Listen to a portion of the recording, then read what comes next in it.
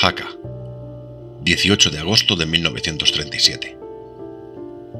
Querida madre y hermana, hace días que no sabéis nada de mí, pero he aquí la causa. Hace 2 o 3 días dije en el cuartel que no podía coger las armas. Me amenazaron y entonces deserté. Este era el comienzo de la carta que Antonio Gargallo Mejía escribió a su familia poco antes de su fusilamiento. Antonio, el cual se cree que fue el primer objetor de conciencia de nuestro país, era un joven de 19 años, de oficio panadero, que estudiaba para delineante y que, debido a sus creencias religiosas, tuvo un final trágico. Antonio era testigo de Jehová, en una época en que los miembros de esta fe se podían contar con los dedos de una mano. Prefirió morir antes que matar a nadie, siguiendo el famoso mandato de Isaías, que inspiró la estatua de la sede de la ONU en Nueva York. Es la figura de un hombre convirtiendo las espadas en arados, y que decía que ellos convertirán sus espadas en arados y sus lanzas en hoces. Ningún pueblo volverá a tomar las armas contra otro, ni a recibir instrucción para la guerra. Fue este mandato el que le hizo perder la vida a Antonio. Su madre y su hermana no conocieron este hecho hasta mucho después, cuando finalmente les llegó la carta. Antonio era hijo de un funcionario de prisiones que murió antes de su fusilamiento. Fue llamado a filas en agosto de 1937 por el ejército rebelde, concretamente el Regimiento Aragón número 17. Fue destinado primero en Jaca y después en Zaragoza. Su cuartel estaba en Huesca, un escenario clave durante la contienda. Allí, un amigo suyo, Nemesio Horus, vivió una situación similar a la suya, pero cuando se encontraba ante el pelotón de fusilamiento, su esposa logró interceder. Se echó a los pies del capitán del pelotón, rogando que le dejase marchar, ya que, según decía ella, su marido había perdido la cabeza con la Biblia. Antonio explicó en su carta por qué no se había despedido de su familia. No me despedí de vosotras porque se dice que fusilen a las familias de los desertores. Pues, por si acaso, no sabiéndolo tú, no te podrían hacer nada. Me han detenido, y sin oírme siquiera me han condenado a muerte. Y esta noche dejo de vivir en la tierra. Antes de esto, Antonio se había presentado ante sus superiores, pero se negó a jurar lealtad a la bandera.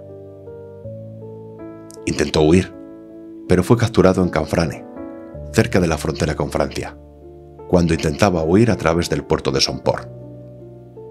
Tras capturarlo, fue sometido a un consejo de guerra, que le ofreció 2 opciones: luchar o ser fusilado. En su carta, Antonio escribió: no te aflijas ni llores porque te he desobedecido, pero he obedecido a Dios. Después de todo, poco pierdo, porque, si Dios quiere, pasará una nueva y mejor vida. Considerado el primer objetor de conciencia de España, su historia fue silenciada por mucho tiempo, en una España católica y conservadora, que prefería olvidar a un desertor y apóstata. Aunque con el paso del tiempo fue conociéndose la historia de su vida, este era un relato que aún tenía muchas sombras. Tú eres muy católica, pero no tienes tanta fe como yo. Tú ves ahora las injusticias que se hacen en el mundo. Su familia decidió callar, y su hermana prefirió decir a sus hijos que el tío Antonio había sido fusilado por sus ideas políticas. En los años 90, esta hermana, que vivía en Zaragoza, se encontró con un miembro de los Testigos de Jehová y le expresó su descontento por la falta de reconocimiento a los mártires de esta confesión, algo que los católicos sí habían sabido hacer con los suyos. En 1978 existía un informe internacional que mencionaba a Antonio. pero aún era necesario investigar más. Su hermana colaboró, facilitando una foto de Antonio. Y el expediente del juzgado de Zaragoza ubicaba a Gargallo en el cementerio de Jaca, según parecía, en una fosa común.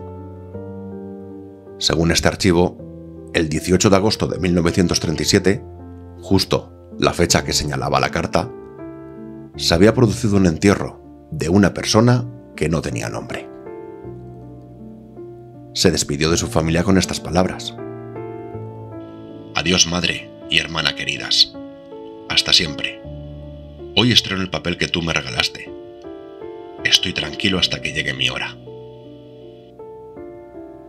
La investigación sobre Antonio Gargallo, el primer español que murió por negarse a empuñar las armas, fue realizada por Aníbal Matos, director apoderado para España del Círculo Europeo de Antiguos Deportados e Internados Testigos de Jehová, una asociación de supervivientes de los campos de concentración nazis y sus descendientes.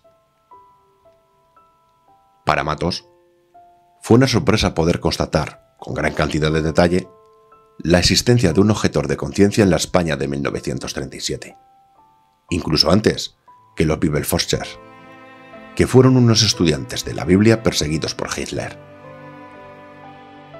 Las circunstancias de Antonio fueron especialmente dramáticas, porque objetaba del ejército que iba ganando terreno, y además en un lugar como Jaca. Terminó su carta con estas palabras: Recibid el último abrazo de este vuestro hijo y hermano, que os quiere de verdad, aunque no lo creáis. Antonio será recordado por su valentía y su compromiso con sus principios religiosos, convirtiéndose en un ejemplo de la lucha por la libertad de conciencia y la integridad personal en tiempos de guerra. Aquí concluye el capítulo de hoy. Esperamos que les haya gustado. Suscríbanse y dejen un like si les gusta este relato. Gracias por escucharnos.